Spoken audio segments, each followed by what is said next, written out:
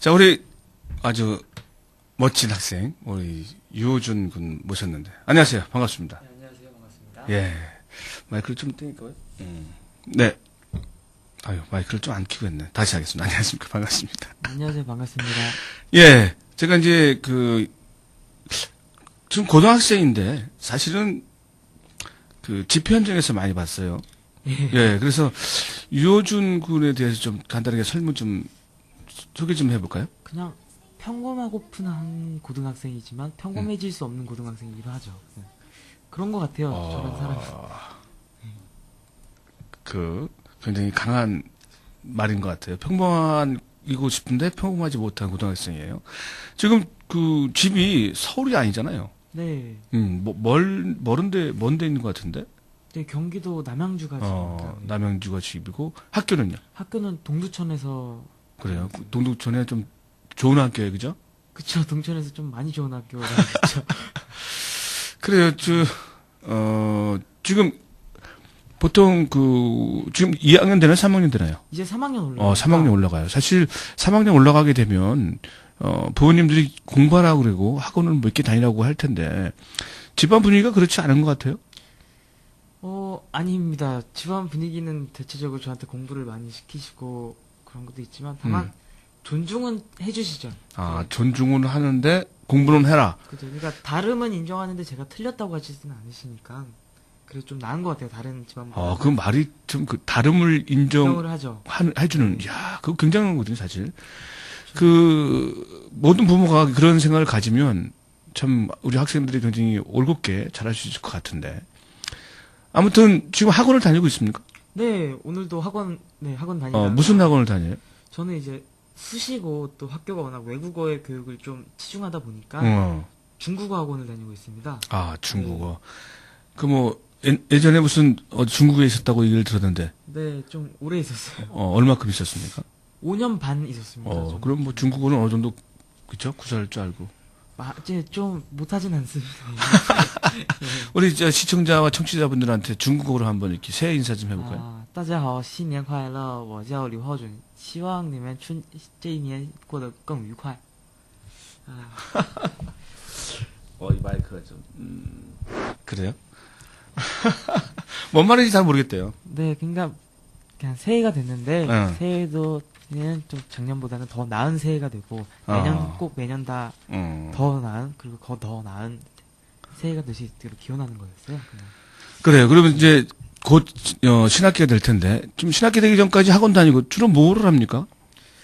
이제 학원이 이제 시청에 있어요. 시청 근처에 있다 보니까 예. 학원이 끝나고 나서는 이제 저희 활동이 있고 제가 하고 싶은 걸 할 수 있는 거죠. 이제. 저희 활동이라는 게 어떤 거가 있어요?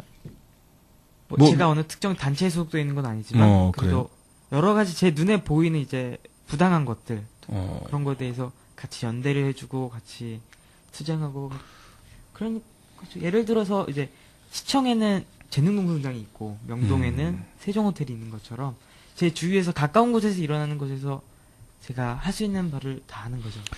참 이 얘기 들으면 어른으로서 참 부끄러운 말을 듣는 거예요. 사실 저는 지금 세종호텔이 어딘지 잘 모르거든요. 명동역 시청 10번 출구인가 그럽니다. 그래요?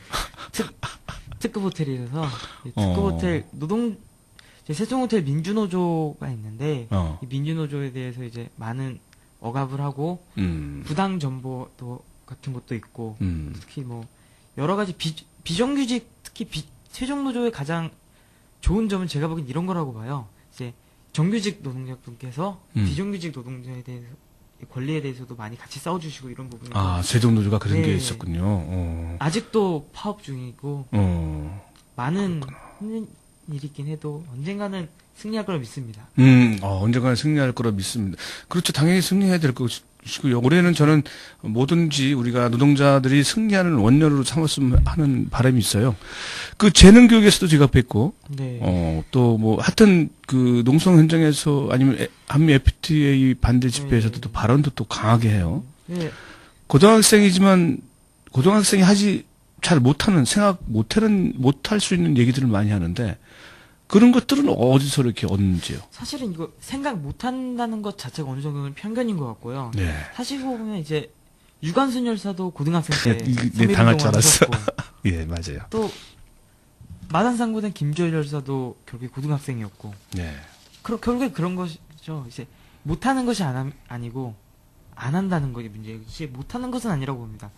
생각이 제가 1년을 더 지났다고 해서 제 생각이 크게 바뀌지 않는 것처럼 그러니까 결국에 성인과 미성년의 기준은 19살 때 20살 이 사이인데 제가 19살 때 12월 31일 날 생각과 20살이 돼서 1월 1일 생각이 다르지 않는 것처럼 고등학생들이 생각을 못하는 건 아닌 것 같아요. 제가 보기에는. 그렇죠. 근데 어른들의 편견이 너희들은 어리다. 너희들은 그쵸. 학생이니까 공부나 해라. 이런 것들 때문에 힘들죠. 저도 스스로 뭐 그렇게 학생은 좀 공부를 해야 되지 않냐는 생각이 마음속에 있는 것 같아요. 전적으로 같지는 않지만. 이게 보면 어떻게 보면 사회 구조적 문제거든요. 또 구조적 문제 나왔어요. 학생들이 사실은 자신의 하고자 하는 바 혹은 꿈꾸는 바를 이루고 싶을 때 사실은 우리나라에서는 이제 대학이라는 이런 기준으로 모든 사람의 능력을 판단하는 이런 경향이 크거든요. 제 흔히 말하는 스카이와 혹은 뭐 서성화 이렇게 대학별로 서열화가 진행되면서 자신들을 이제 고등학생들이 어느 정도는 상품화시켜서 대학에게 나를 좀 사달라 이런 식으로 자신을 팔아야 되니까 자신의 상품화를 시키는 것에 대해서 어떻게 보면 그거 자체가 저희들이 뭐 여러 가지 편정에도 못 가고 오로지 언수의 공부에만 매진하게 하는 이런 구조적 문제라고 생각을 해요, 저는. 그 자본주의 사회에서는 상품화를 스스로 어떤 상품이든 자신이 상품을 만들어야 된다고 저는 생각하거든요. 근데 이제 우리 그 교육 현실은 획일적으로 어느 부분에 이렇게 갖다 뜯어 맞히는 그렇죠. 부분 때문에 그런 건데 상품화는 좋은 거 아니에요? 여러 가지 이제 이견이 있을 수 있는데 상품화 자체에 대해서는 여러 의견이 나올 수 있습니다. 그러니까 어떤 좋은 상품을 만드는 그 그러니까 가장 중요한 건 그 상품의 기준이라는 것이죠.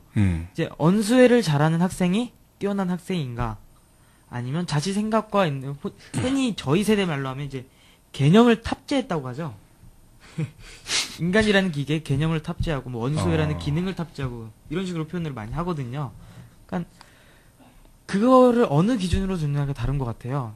이제 사실은 이게 굉장히 기분이 나쁜 게 어떻게 보면 수능도 1, 2, 3, 4, 5, 6, 7, 8, 9등급으로 나오고 내신이라는 것도 1, 2, 3, 4, 5, 6, 7, 8, 9등급으로 나옵니다.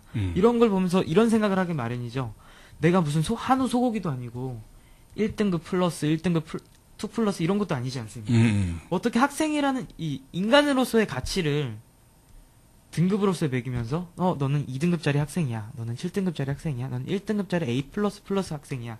이거는 좀 여기 오늘은 사람 사는 이야기인데 이건 별로 사람 사는 것 같지는 않은 것 같다는 생각이 들더라고요. 맞아요. 이거 굉장히 제가 밖에서 만났을 때랑 지금 거의 같은 맥락으로 얘기하는데 되게 강해요. 사실 이것도 또한 편견이에요, 그죠? 뭐 학생이 어린 나이에 이런 걸 가진다는 자체도 제가 볼 때 편견인데 그만큼 어른으로서 그만큼 못 갖고 못 생각했던 것이 아닌가라는 생각도 들어요. 이렇게 그 사고를 갖게 된 계기가 있습니까? 사실은 이제 어떻게 보면 이제 노통이 돌아가시고부터인 것 같아요. 뭐 지금이야 이제 노무현 대통령께서 뭐 잘못하신 일도 많지만 일단 우리나라의 전직 대통령께서 비운의 죽음이라고 흔히 표현을 하잖아요. 그런 죽음을 당하신 것에 대해서 큰 충격을 줬던 거지. 그리고 그 다음에 그 전에 있었던 뭐 2008년 촛불이라든지 여러 가지 일들 이런 것 때문에 어떻게 보면 그런 것 때문에 이제 여러 가지 생각이 바뀌었던 것 같아요. 학생이기 때문에 하면 안 된다라는 생각에서 학생인데 왜 안 되지? 이런 생각까지. 학생이라는 이유가 내 몸을 얻게 된 족쇄가 되서는 안 된다. 2008년, 2009년이면 중학교 1, 2학년? 그쵸. 심지어 저는 이제 한국에도 없었고. 한국에 없는 상황에서 그걸 받아들였게 되는. 그러니까, 사실은 중국이란 나라가 굉장히 이제 인권이나 이런 측면에서 열악한 현실이잖아요. 그쵸. 오늘도 이제 티베트 독립을 요구하던 사람들이 총격을 했다 이런 뉴스가 나왔는데, 그런 걸 보면서 어느 정도 저는 자부심이 있다는 거죠. 우리나라 사람으로서, 대한민국의 국민으로서, 우린 그렇지 않아. 근데 이게 서서히 무너지기 시작을 한 거죠. 뭐 국회의사당에서 이제 우리 친절하신 의원님들께서 전기톱을 두고 문을 부수는 장면이 이제 신문에도 나오고 그런 걸 또 지나서 이제 2008년 촛불 때는 뭐 경찰분께서 이제 뭐 시민들과 이제 민중의 지팡이가 아니라 민중의 방망이가 돼버린 이런 현실에 대해서 어느 정도 고민을 하게 되는 거죠. 사실은 이게 일련의 과정이에요. 어느 한순간에 딱 짠하고 바뀌는 것이 아니라. 그래요. 사실은 그 나이, 또 이기만 또 욕먹는 건데. 내가 얼마 전에 우리 그 후배 아들한테 아마 이름을 대면 알 거예요. 그 예반이라고 혹시 아나요? 네? 예반이? 잘 몰라요. 이예반이라고 그 고등학교를 안 가고 지금 뭐 탈학교 청소년이라고 하죠. 인권이 뭐 활동하고 있는 친구인데 그 친구가 저한테 진보꼰대라고 얘기하더라고요. 진보꼰대. 네, 혹시 우리 친구도 저를 진보꼰대로 봅니까? 어느 정도는 이제 사실은 이것도 이제 이런 말 하면 안 되는데 사회구조적 문제예요. 이제 흔히 프랑스로 넘어가자 보면 프랑스는 6.8혁명 세대들이 지금의 프랑스 젊은이들에게도 계속 가르침을 주고 그랬던 게 사실이에요. 그래서 프랑스는 아직도 그런 분위기가 남아있고 근데 우리나라는 흔히 지금 나라고 있는 386 혹은 486 세대들이 지금의 10대, 20대들에게 그런 메시지를 주질 않고 있잖아요. 내가 살다 보니까 이런 말부터 시작을 해서 그게 아니더라. 현실이 중요하더라. 이런 말을 하시는 게 그것이 어쨌든 꼰대가 할 수 있는 얘기다. 그쵸. 어느 정도는. 생각은 진보적이라고 생각을 하시겠지만 특정 계층, 특정 청소년이라는 이 단어에 대해서 굉장히 민감하시고 그런 것 같아요. 참 사실 저는 좀 그런 게 있어요. 그냥 웬만하면 그 고학생의 눈에 맞추려고 노력을 하는데 또 나도 어른이 돼 있고 어느 순간에 그리고 하다 보니까 좀 이렇게 이건 아니다라는 싶은 것들이 있더라고요. 그래서 그 친구한테 이런 말을 물어봤어요. 진보꼰대라는 부분들도 너희들이 만든 거 아니냐. 오히려 그렇다면 진보꼰대는 같이 소통하려고 생각을 안 해봤냐라는 생각을 얘기를 했거든요. 그거에 대해서는 좀 어떻게 생각해요? 사실 이건 굉장히 좀 많은 문제들이 있어요. 흔히 이제 진보 꼰대라는 분들이 결과적으로는 이제 진보라는 탈을 쓰고 있는 거거든요. 그러니까 어떻게 보면 학생들한테 다가오는 거는. 예를 들어 유관순 열사에 대해서 저희를 근현대사 선생님께서 유관순 열사 예를 들면서 어린 나이 때 자신의 목숨을 다해 국가의 독립을 위해서 독립운동을 했던 분을 묘사를 하면서 뭐 학생인권을 외치는 학생들에게는 문제야 혹은 뭐 사회의 뭐 악질이라든지 이런 여러 가지 표현을 쓸 수 있잖아요. 그런 것에 대해서 문제가 크다는 거죠. 그러니까 이게 사실은 어느 정도 됐다라고 생각을 하시는데 그 486이라는 세대분들께서 이 정도면 됐다라고 하시는 분들이 많은 것 같아요. 지금은. 이 정도면 됐다. 이 정도면 됐다. 무슨 이제 학생들의 예를 들어 학생인권 조례를 봐도 지금으로서 충분하지 않느냐. 이런 얘기를 사실은 인권이라는 것 자체가 사람으로서의 권리이지 20세 이상 사람으로서의 권리는 아니거든요. 맞아요. 그렇죠. 오늘 하고 싶은 얘기 있으면 여기서 다 하고 가요. 그리고 만약에 더 있으면 다음에 또 부를 테니까 또 하고. 그래. 사실은 내가 호준 군을 봤을 때 그 평상시에도 봤는데 11월 달인가요? 11월 말쯤인가? 11월 초쯤에 굉장히 추웠어요. 그 교보문고 앞에서 교보문고 아니라 그 어디야? 영풍문고에서 발언할 때 그 발언을 듣고 내가 뒤통수를 꽉 맞았어요. 사실은 이 나라를 이끈 것은 사실 10대인데 왜 10대들을 인정하지 않냐 이런 류의 얘기를 했잖아요. 그렇죠. 사실 그래서 호준 군이랑 얘기할 때 제가 굉장히 조심스럽고 두려워요. 왜냐하면 지식적으로 어떻게 보면 내가 덜 알 수도 그러니까 다른 것을 많이 알 수도 있겠지만 뭐 여러 가지에서 좀 이거 잘못하면 뒤통수 한 대 맞겠다라는 느낌이 들 때가 많아요. 어쨌든 나는 꼰대가 안 되려고 노력을 하니까 좀 봐주시고. 자, 학생인권 조례에 대해서 한번 얘기해보죠. 사실은 이번 저는 이제 경기도 학생이긴 한데, 이제 지금의 주로 시안이 되고 있는 거는, 시사가 되고 있는 거는 서울 학생인권 조례니까, 오지랖일 수도 있지만, 그래서 서울 학생인권 조례 얘기를 안 해볼 수가 없는데요. 사실은 보면 소락생 인권조례가 이제 동성애 성소수자에 대한 인권을 보장하고 차별하지 말라. 혹은 미혼인데 이제 미혼모라고 표현을 하죠. 미혼모 학생들에 대한 학생의 차별을 금지해라. 차별하지 마라. 사실 이게 굉장히 중요한 문제입니다. 그렇죠. 차별을 금지하라. 차별하는 것을 금지하라.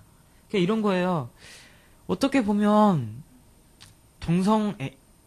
성소수자라고 하는 것이 굉장히 흔히 말하시는 이제 진보 꼰대님들의 말을 들어봐도 굉장히 안 좋은 인식으로 바라보는 게 많은데 사실은 이런 거예요. 다름을 인정하는 것이 시작이거든요. 그렇죠. 사람이 내가 여자를 좋아할 수도 있고 남자를 좋아할 수도 있는 거라고 저는 생각을 해요. 그래요. 보면 이런 거랑 똑같거든요. 제가 국어를 좋아해서 문과생이 될 수도 있고 수학을 좋아해서 이과생이 될 수도 있는데 그렇다고 해서 내가 넌 이과생이니까 난 너랑 상종 안 해. 혹은 너의 인권을 내가 존중해야 되지? 이런 생각을 한 거는 별로라고 생각하는 거죠. 그러니까 이게 결과적으로 이번에 그때 영풍문고 앞에서 배웠을 때 그때 조금 많이 우울했을 때예요. 왜냐면 이제 서울학생인권 조례가 시민들의 서명을 받아서 해야 되는데 했는데 이제 뭐 흔히 지금은 이제 통합민주당 그 당시는 민주당 민주당 시의원들의 막 그거를 재단하려고 하는 거를 잘라내고 이거는 좀 아닌 것 같다 이런 식으로.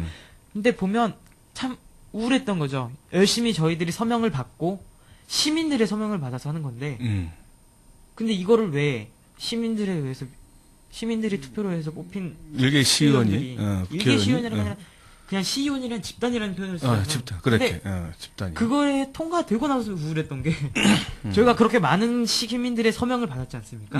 근데 그 많은 시민들의 서명보다 거기에 나왔던 민주당 뭐 최고위원님들이라든지 이런 분들의 이제 알겠다 우리가 생각을 해보겠다 우리가 대책을 강구해보겠다 이런 말 한마디에 바뀌어버린다는 흔히 저희로서는 납득할 수 없는 거죠. 그렇지. 국민의 대변인이라고 국민의 이제 종이라고 하시는 분들이 국민 몇만 명의 의견보다는 뭐 같은 당 최고위원 한 분의 말에 이거는 어느 시의원님께 드리는 뭐 비판도 아니고 어느 최고위원에 대한 드리는 비판도 아니라 이게 결과적으로 일어나고 있는 현실이라는 점에서 슬픈 거죠. 학생들은 왜 인권의 대상에서 제외되어 있느냐. 학생도 사람인데죠. 사람으로서의 권리를 왜 누리지 못하는가. 그런 거라고 생각을 해요, 저는. 그래요. 이 방송을 듣는 우리 소위 어른이라고 하는 사람들 오늘 톡톡히 좀 반성을 하고요. 좀 음악 한번 듣고 따라 진행하도록 하겠습니다.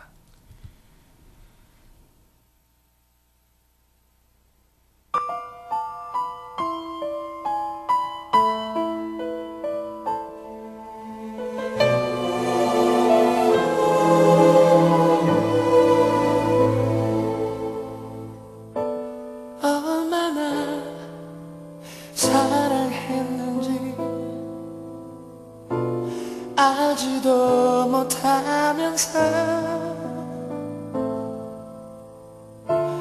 이제와 널 잊으라 하면 잊을 수 있니. 내 색조차 할 수 없었던 내 묻어난 그 사랑에 밤새워 울며 슬퍼했어. 소리조차 낼 수 없었던 어둠의 추억 때문에 아침을 맞을 수도 없어. 이제와 너의 사랑을 기대하기에 너무 늦은 이별 앞에서 느껴지지 않는 너의 그 작은 입술이 그리울 거야.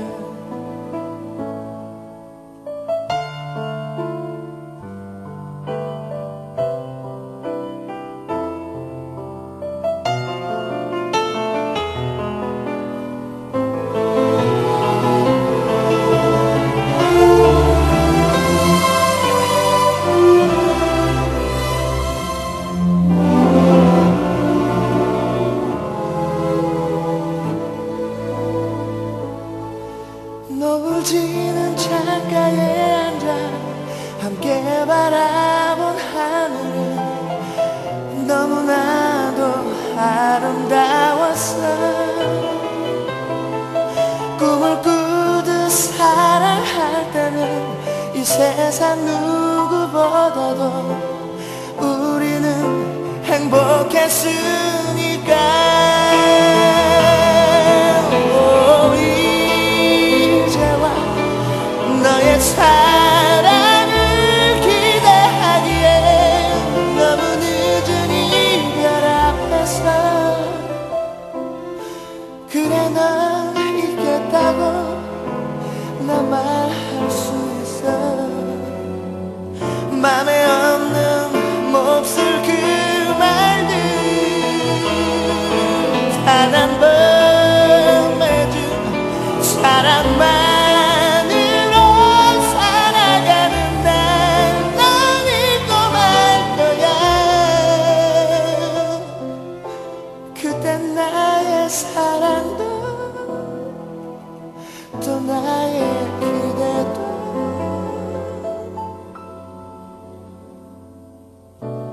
그때쯤 잊혀지겠지. 흰 눈이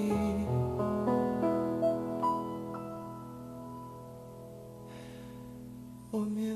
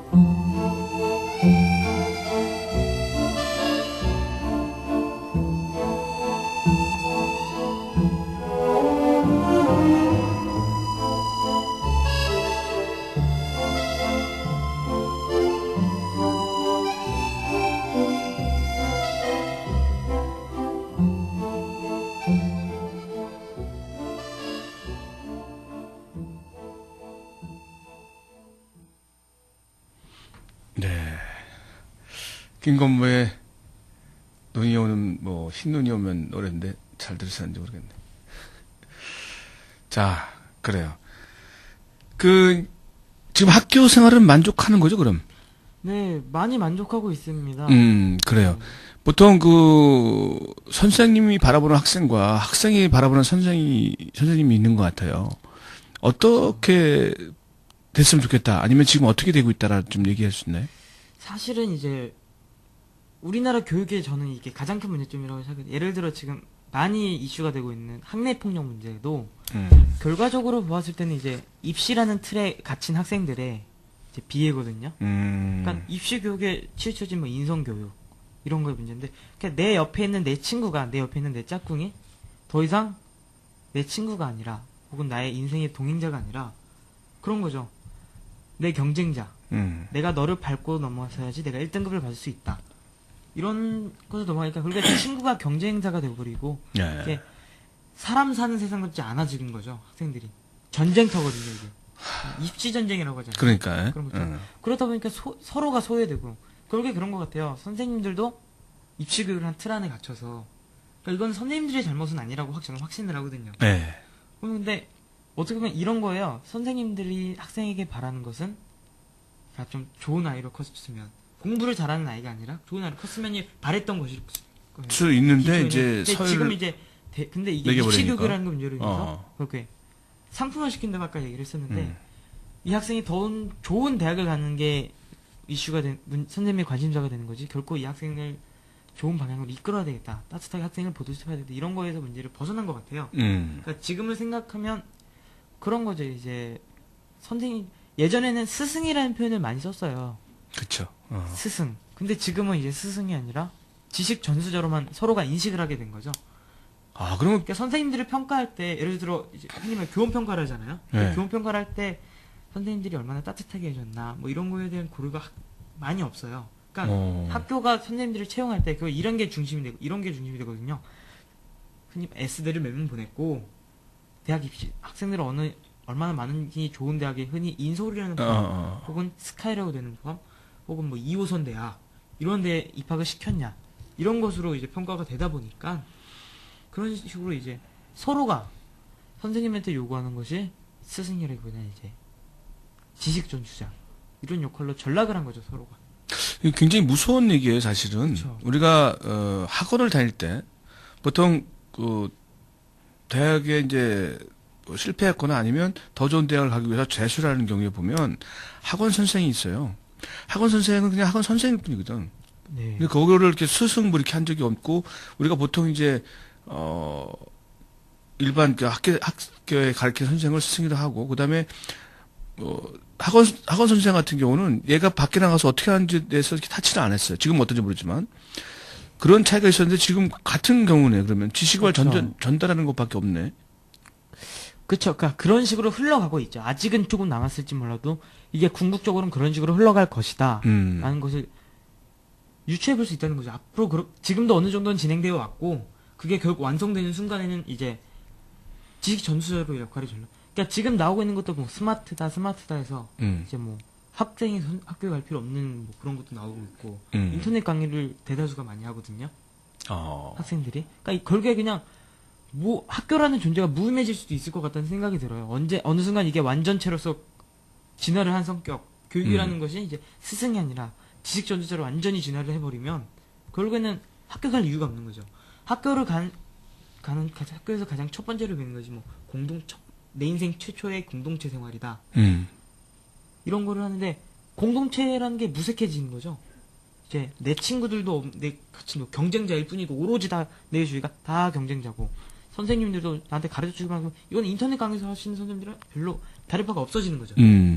보통 그 학교를 간다는 것은 그 친구를 사귀고 이 공동체 생활을 배우는 게 학교의 원 목적이라고 생각하는데 그렇다면 학교 가지 말고 빨리 검정고시 보고 빨리 대학 가면 되는 이런 시스템이 되는 거나 마찬가지네, 그죠? 그렇죠. 그러니까 많은 흔히 말하는 진보 청소년들 혹은 이제 표현하신 대로 깨어있는 청소년들이 고등학교 진학이 아니라 탈학교를 이제 하는 것도 탈학교 청소년이라고 표현을 하자면 발음이 잘못하면 탈학교인데 탈학교인데 탈학교 네. 탈학교 그렇지 왜냐면 듣는 사람들이 그래 쟤들은 탈학한 거에 될 수 있으니까 학교를 거부하는 거부하고 벗어나고 이런 그래요. 학생들을 말하는 건데 그런 길을 택하는 것도 결국에 그런 거거든요. 학교가 더 이상 내 공동체 생활이나 이런 걸 배울 수 있는 데가 아니다. 이제는 공부만 시켜주는 것이다. 그러니까 말씀하신 대로 검정고시 쳐서 내가 수능 공부만 열심히 해서 원수에 1등급 찍고 혹은 만점 찍고 하면 좋은 대학 가는 거예요. 그렇죠. 굳이 학교 3년 다닐 필요가 없어지는 거죠. 그래 검정고시 보면 90점 이상이면 1등급인 것 같은데. 저도 자세히 문제 아무튼 그런 식으로 돼 있던 그러다 보면 1등급 받기가 좀 네. 쉽죠. 그리고 검정고시라는 거 한 번에 다 붙는 게 아니라 한 과목씩 공부해도 되는 거니까.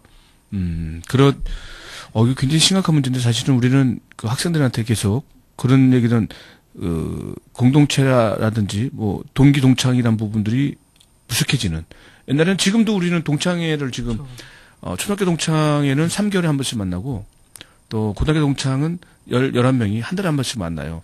그런 것들이 없어지는 거네, 그러면. 결과적으로. 그쵸. 없어질 가능성이 큰 거죠. 그리고 실제로 요즘에 이제 흔히 동창회라는 것이 신생학교들을 보면 이제 예를 들어 저희 학교는 뭐 10년도 안 된 신생학교인데 동창회라는 것이 그래도 나름 잘 조직된 편이긴 해도 사실은 보면 이게 동창이라는 것이 무색해지는 거 물론 이게 학연이라는 것을 철폐해야 되는 건 사실인데 사람 사는 사람에서 우리의 관계 그건 어느 정도의 소규모 공동체인데 이런 게 무색해지는 거죠. 10회밖에 안 됐기 때문에 그럴 수도 있고 아직 또 학생의 행동이니까 잘 모를 수도 있는 부분인데 그렇죠. 이제 사실은 우리가 30 넘어서 40 정도 돼야지 동창을 찾게 되더라고요. 왜냐면 너무 치달리다 보니까 그쵸. 그 자기 생활에 조금은 먹고 살기 안정되면 이렇게 친구를 찾게 되는데 그런 안타까움이 좀 있네요. 그래요. 그러니까 선생님이 바라보는 학생들은 일단은 어떻게든 잘 따라와서 그 대학을 잘 가면 좋겠다라는 거고 학생이 바라보는 선생의 입장은 좀 더 그것이 아니라 학교를 가는 게 아니라 좋은 학생을 만들 수 있는 인성을 가르칠 수 있는 선생님이 됐으면 좋겠다는 거죠. 그렇죠. 저의 입장은 그런 건데 지금 이제 저희 학교만 봐도 대다수 학생들이 원하는 거는 잘 가르치는 선생님. 잘 가르치는 거를 다 좋은 그러니까 어느 선생님들이 이제 학생 어필할 때 나는 대학 얼마나 따뜻하고 학생들이 얼마나 다가가려 노력했다라고 이제 사회에 어필한 것이 드물어지고 이제 아까 말했지만 난 대학 몇 명 보냈다. 이게 퀄리티가 되는 거죠. 자신의 자질을 이렇게 평가가 되는 거죠. 사실은 우리나라 교육 현장에 저는 확신하건대 어느 한 분도 자질이 부족하시거나 혹은 뭐 뭔가 부족한 저는 전국 어디에도 없다고 생각을 하시거든요. 학생을 다 잘 되게 하는 마음으로는 거는 교사라는 선생님들에게는 공통된 목적인 것 같아요. 근데 다만 우리 사회가 그렇게 만든 거라고 생각을 하거든요. 그러니까 선생님들이 잘못된 게 아니라 사회가 그런 식으로 몰아간 거죠, 우리들을. 아니 근데 우리 때는 참 무식한 선생님들이 있었어요. 그냥 무조건 패는 뭐 이런 게 있었는데 요즘엔 이제 폭력이나 이런 부분들은 많이 민감해졌죠, 사회가. 그래서 많이 없어졌죠. 이제 사회도 이제 예민해지고 민감해진 거죠. 체벌이라는 것에 대해서 민감해지고 그런가. 실제로 예를 들어 체벌 금지가 물론 되었지만 저가 다니고 있는 학교는 근데 실제로 다른 지역을 봐도 체벌이 이루어지고 있는 데는 분명히 있어요. 있겠죠. 암암리에. 전설적으로 내려오시는 그런 이야기들 있잖아요. 네, 무슨 우리는 히틀러가 있고 지나가면 뭐 먼지 하나 없어야 된다. 뭐 비 온 날에 먼지 나도록 맞았다. 뭐 이런 얘기는 없어졌거든요. 그러니까 그게 어느 정도 뭐 사회 발전이라 얘기할 수도 있고 그런데 이게 사회 전체가 어느 정도는 그런 문제들 예민해지고 민감해지는 건 사실이거든요. 그래 노래 하나 듣고 그러면 다음 지금 탈학교를 꿈꾸고 있는 우리 친구들에 대해서 한번 한번 해보죠. 노래 뭐 들을까요? 꿈에 들었나 우리? 모르겠다 뭘 들었는지.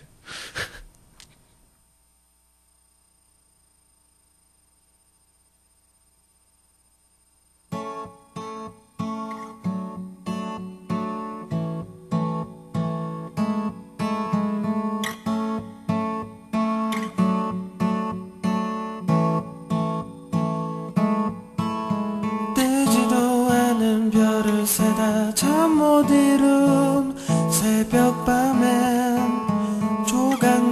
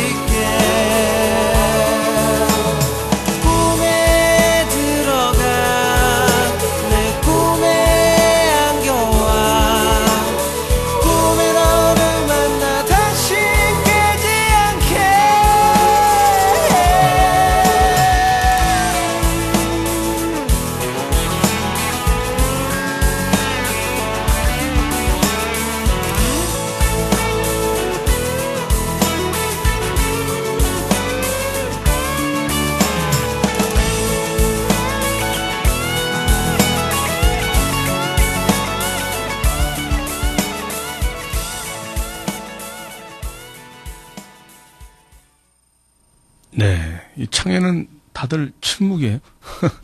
우리 농민의 아들님만 가끔, 아주 가끔 이렇게 말씀해 주시고, 다른 분들은 아주 침묵이에요.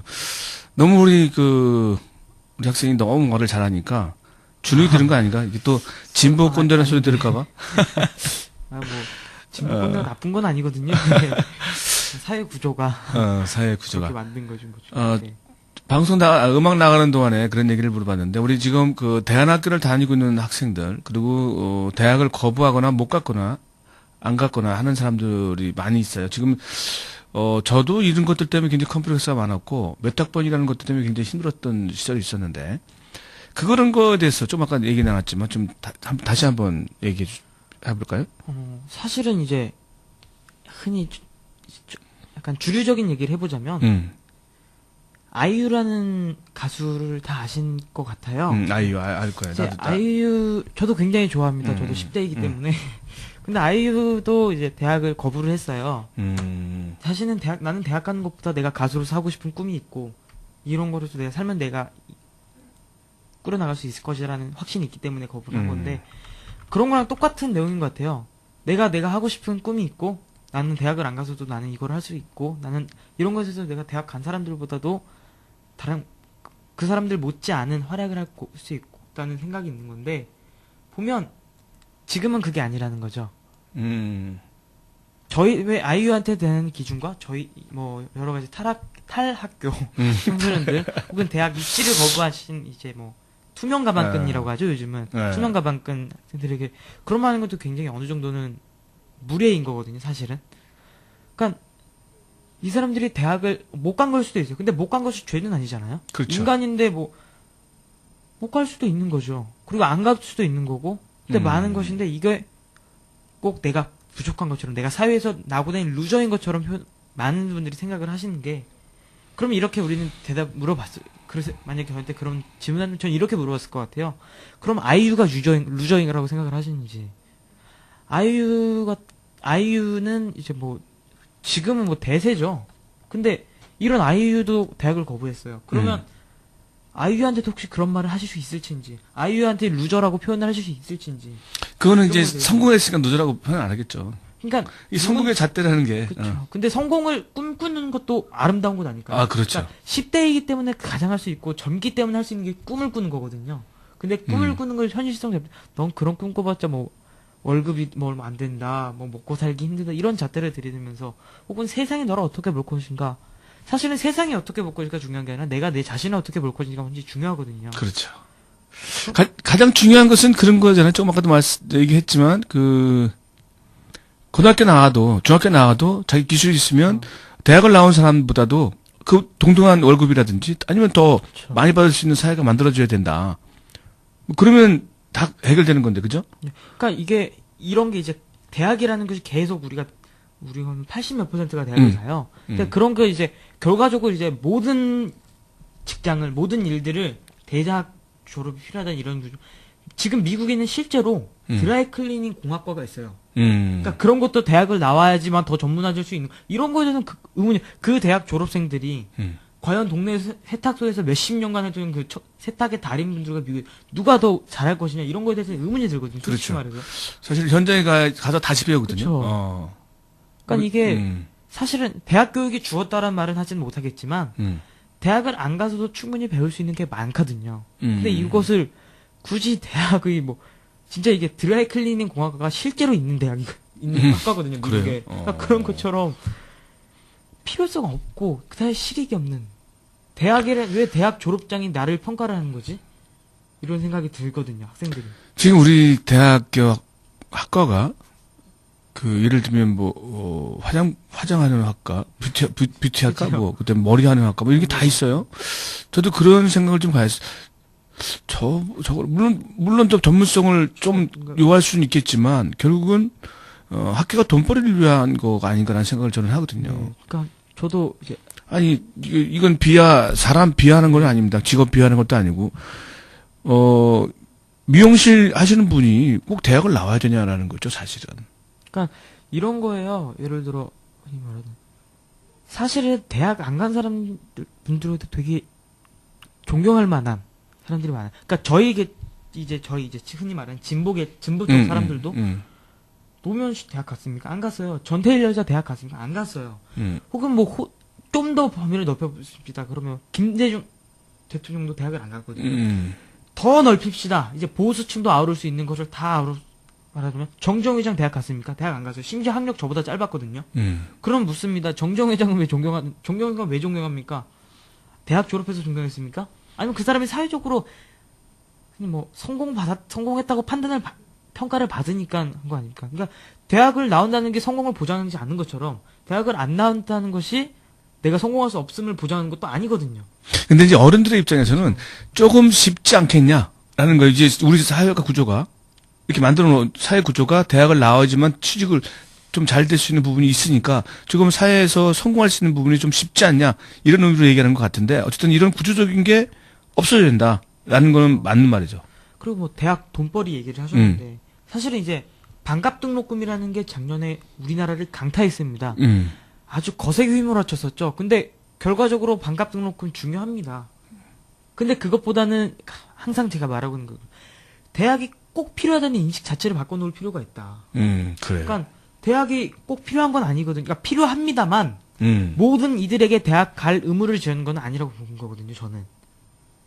근데 그런 거에 대해서 많은 말들이 있는 거죠. 그리고 대학 돈벌이라고 해서 대학이 왜 학생들을 투자를 하는 거라고 생각을 하는지. 학생에게 투자하는 게 아니거든요. 교육이라는 게 누구를 투자해서 내가 그러니까 투자는 목적이 여기 수익을 창출해내는 건데 이 학생을 통해서 내가 수익을 창출해낼 것이다. 이런 목적이 아니거든요. 사실은 교육의 목적은 그게 아니에요. 근데 점차 대학들이 학생을 돈벌이 수단으로서 하고 있다는 거죠. 지금 반값 등록금 얘기 나오니까 이상한 얘기 나오잖아요. 한나라당에서 뭐 기여 등록금제.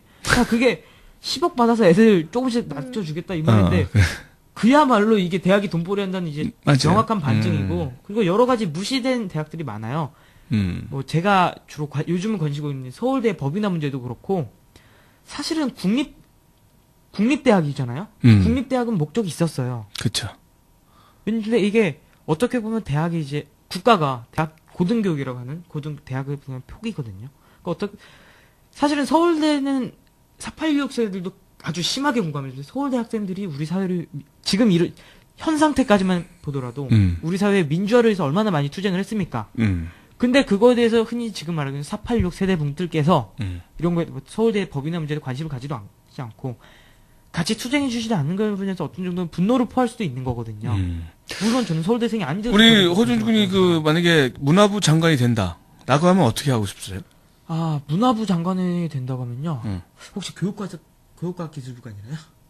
그런 건가요? 네네. 교육과학기술부. 미안, 문화부는 저기, 교육과학기술부. 이게 또. 유인춘 씨라는. 절대 강자 때문에. 미안. 오케이. 문화부 장관을 딴 소리 하지 말고. 교육과학기술부 장관이 된다면 구체적인 청사진은 세우지는 못했는데, 결과적으로 이제 대학 서열화를 어느 정도로, 그게 가장 큰 문제라고 바라보고 좀 시켜날 것 같아요. 이제 대학 서열화가 모든 것을 그렇게 만든 거거든요.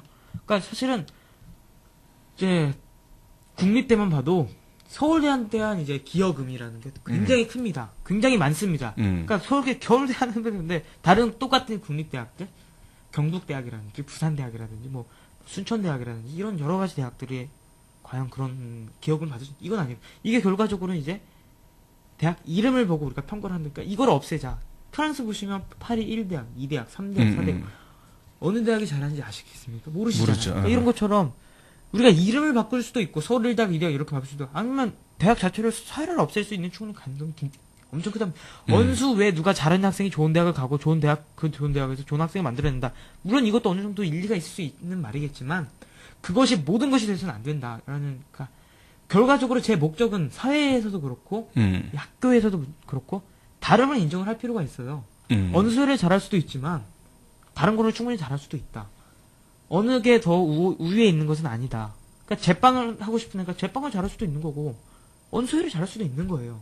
근데 그거를 너는 언소리 등급 9등급이라면 루저네 이런 식으로 하는 것은 아니라는 거죠. 그래요. 이게 사람이라는 게 잘함은 분명히 무엇을 잘하는지 잘하는 건 다 있어요, 그죠? 근데 그것이 공부를 잘하는 말했듯이 수학을 잘하는 친구가 있고 국어를 잘하는 친구가 있고 또 만들기를 잘하는 친구가 있고 또 예술적으로 잘하는 사람이 이렇게 있는데 그것을 다 획일화시켜 버리니까 갈 데가 없는 거죠. 그런 부분에서는 나중에 무슨 뭐요? 과학 교육 과학 난 뭐 그래서 교과부라고 교과부 예. 뭐 전혀 있는지도 모르겠어. 그래. 한마디만 더 하자면 이제 교육과학기술 장관님 이주호 장관님이신데요. 뭐 장관님이라고도 기꺼이 써드리겠습니다. 그게 그렇게 중요하다면. 근데 그분이 전공하자마자 교육경제학인가 이런 거거든요. 근데 왜 교육에 대해 경제학 잣대를 미루어주는 건지 참 이해가 갈 수 없거든요. 그 말대로 학생이 상품이에요. 그 논리대로라면 교육을 왜 경제적으로 학생을 판단하고 경제적으로 학생을 키워내는 거지. 그러니까 그런 거에 대해서 약간 좀 의문이 드는 게 현실이에요. 자, 노래 하나 듣고 그거는 마무리 지으면서 그 얘기 하도록 하죠. 네. 아이유의 너랑 나랑.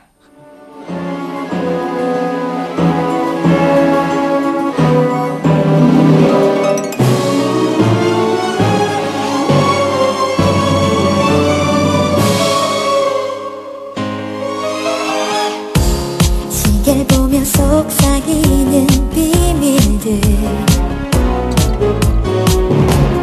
간절한 내 마음속 이야기 지금 내 모습을 해쳐도 좋아 너를 재촉하면 할수록 좋아 내 이름 불러줘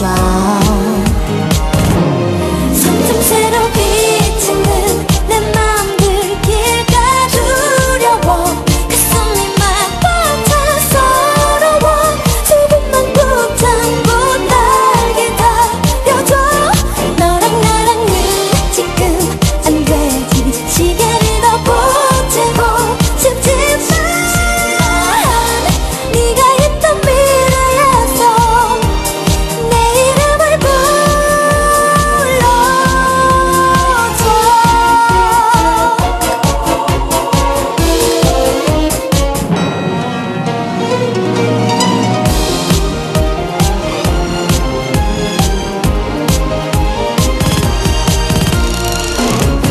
내가 먼저 엿보고 온 시간들 너와 내가 함께였었지 나랑 놀아주는 그대가 좋아 내가 물어보면 그대도 좋아 내 이름이 뭐야 점점 새로 비치는 내 맘들 길가 두려워 그 숨이 막 벅차 서러워 조금만 붙잡고 날개 다려줘 너랑 나랑은 지금 안 되지 시계를 더 보채고 싶지만 네가 있던 미래에서 내 이름을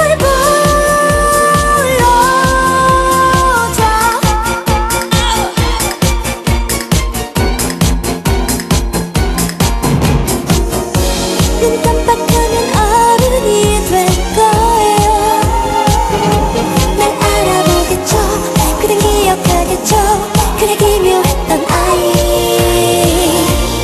점점 새로 비어지는 네 모습 참 좋다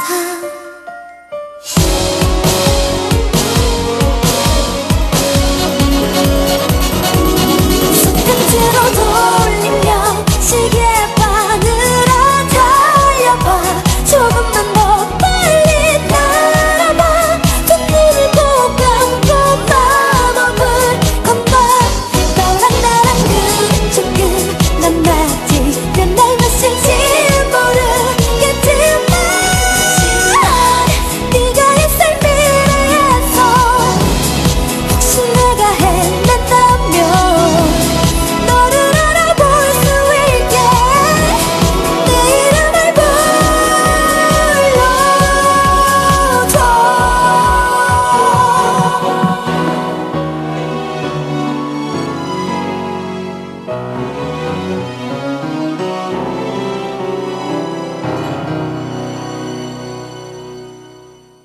네, 우리 10대, 30대, 40대 아저씨들이 좋아하는 아이유였습니다.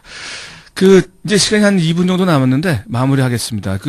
제가 볼 때는 왜 그러냐면 기업이, 학교를 소유했기 때문에 그래요, 저는. 네. 지금 저도. 삼성도 그렇고 뭐 연세든 마찬가지고 다 이런 것들이 기업이 소유했기 때문에 그렇게 되는 건데 그것을 없애야 되는데 전체적으로 기업이 돈이 많으니까 또 각하가 또 기업 브랜드 이렇게 하니까 기업 플랜들이다 뭐. 그래 하니까 뭐 그렇게 된 것 같고 그건 좀 우리가 더 싸워야 될 것 같고요. 자, 우리 그럼 앞으로 저 대학도 가야 되고 안 가도 되겠지만 어쨌든 어쨌든 고등학교는 졸업해야 될 거 아니에요, 그죠? 안 할 수도 고민 있나? 중이에요. 졸업은 해요. 졸업하고 그다음에 다시 생각해도 돼요. 네. 학교 다니면서도 할 수도 있고. 자, 장래 꿈이 있다면 미래에 무엇을 하고 싶은지 한번 마무리를 하죠. 저는 이제 어느 곳에서나 제가 속해 있는 곳을 바꿔나가는 사람이 되고 싶습니다. 뭐 그게 정치 길일 수도 있고, 뭐 사회운동의 길일 수도 있고, 혹은 그냥 평범한 직장인일 수도 있지만 어디선가 자신의 있는 위치에서 세상을 어느 정도 바꿔나갈 수 있는 사람이었으면 좋겠어요. 네, 그런 꿈을 가지고 있습니다. 뭐 먼저 얘기해 보니까 지금 인권의 문제에 대해서 네. 또 뭐 중국의 너무 인권이 뭐 힘들어서 네, 거기 한번 인권 문제 관심이 있다고 하는데 그래요. 오늘 긴 시간 뭐 짧은 시간은 짧지만 또 긴 시간이 사실 1시간이라는 게 네. 1시간을 얘기한다는 게 또 카메라 의식하면서 하여튼 고생 많았고요. 다음에 기회가 되면 더 좋은 얘기를 갖고 한번 스튜디오로 모시도록 하겠습니다. 오늘 출연해주셔서 고맙습니다. 감사합니다. 네, 고맙습니다. 자, 우리